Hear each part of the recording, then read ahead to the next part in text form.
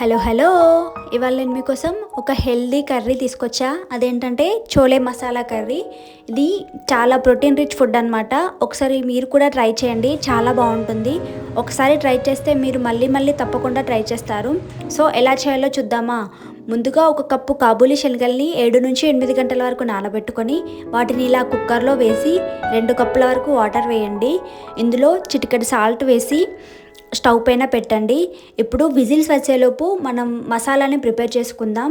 ఒక ప్యాన్ తీసుకొని అందులో జీడిపప్పు అలాగే ఎండు కొబ్బరి వేసి ఈ విధంగా దూరగా వేయించి పక్కన పెట్టండి. అలాగే ఒక పెద్ద టమోటాని తీసుకొని, పెద్దగా ఉంటే ఒకటి, చిన్నగా ఉంటే 2 టమాటాలు తీసుకొని ఈ విధంగా పేస్ట్ చేసి పక్కన పెట్టండి. అలాగే ముందుగా మనం వేయించి పెట్టుకున్న కాజు అండ్ కొబ్బరి పొడి వేసి అలాగే 2 మిర్చి వేసి ఇలా పేస్ట్ చేసి పక్కన పెట్టండి. చూడండి, కాబూలీ శనగలు ఈ విధంగా ఉడికితే సరిపోతుంది. మరి పలుకుగా ఉండకుండా చూసుకోండి. ఇప్పుడు ప్యాన్ తీసుకొని అందులో ఆయిల్ వేసి 1 టేబుల్ స్పూన్ జీలకర్ర వేయండి. అలాగే సన్నగా తరిగి పెట్టిన ఒక పెద్ద ఉల్లిపాయ కూడా వేసేయండి. ఆనియన్స్ గోల్డెన్ బ్రౌన్ కలర్ వచ్చిన తర్వాత 1 టేబుల్ స్పూన్ అల్లం వెల్లుల్లి పేస్ట్ వేసి పచ్చివాసన పోయేంత వరకు వేయించండి. ఇప్పుడు ఇందులోనే రుచికి సరిపడా ఉప్పు, కారం, అలాగే పసుపు, ధనియాల పొడి, జీలకర్ర పొడి, అలాగే గరం మసాలా వేసి ఒకసారి బాగా కలపండి. ఇప్పుడు ఇందులోకి కరివేపాకు కూడా వేయండి. ఇప్పుడు ఇందులోకి ముందుగా మనం ప్రిపేర్ చేసుకున్న టమాటా పేస్ట్ వేసి బాగా కలపండి. ఇలా ఆయిల్ పైకి వచ్చిన తర్వాత ఇందులోకి ముందుగా మనం ప్రిపేర్ చేసి పెట్టుకున్న కాజు పేస్ట్ కూడా వేయండి.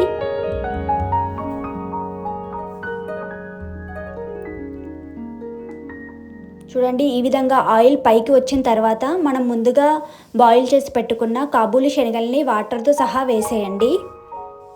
ఈ విధంగా వేసేసి క్యాప్ పెట్టి ఒక 15 నిమిషాలు మీడియం ఫ్లేమ్లో ఉంచండి. ఇప్పుడు లాస్ట్లో గుప్పెడు కొత్తిమీర వేసి బాగా కలపండి. అలాగే కసూరి మేతి కూడా వేయండి.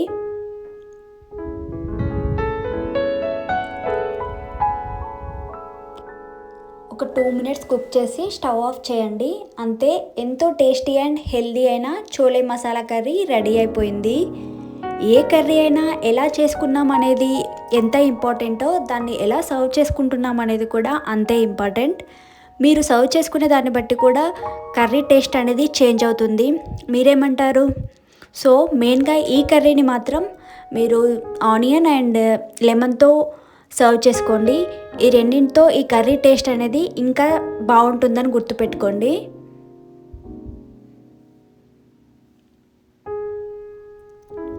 ఈ కర్రీని మీరు పూరి, చపాతీ, పరోటా లేదా రైస్తో కూడా తినొచ్చు. నేను మాత్రం పూరితో తినమని సజెస్ట్ చేస్తా.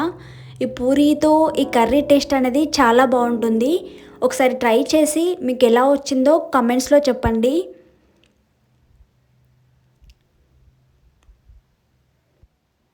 Thank you for watching. Please do like, share and subscribe. Bye bye.